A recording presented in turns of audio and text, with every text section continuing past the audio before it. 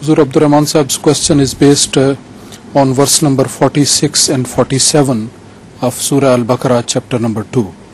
A'udhu billahi minash shaitanir rajeem. Bismillahir rahmanir rahim.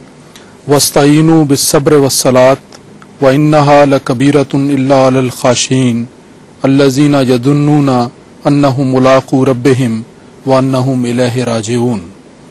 The translation is, and seek help with patience and prayer, and this indeed is hard except for the humble in spirit, who know for certain that they will meet their Lord and that to him will they return.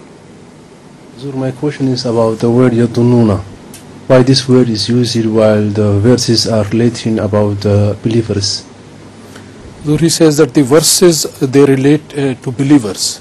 So why this word yuzunnun has been used? Read it again, I will understand. وَاسْتَعِينُوا بِالصَّبْرِ وَالصَّلَاةِ وَإِنَّهَا لَكَبِيرَةٌ إِلَّا عَلَى الْخَاشِعِينَ الَّذِينَ يَظُنُّونَ أَنَّهُمْ مُلَاقُو رَبِّهِمْ وَأَنَّهُمْ إِلَيْهِ راجعون. Yazunnuna here, you mean yuzunnun, yes. Here it is a expression of prayer.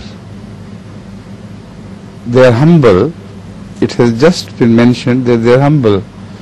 So because of their humility, they don't say we are certainly going to meet Allah. So it's a beautifully connected verse throughout. They are khashin and yazunnuna. They hope,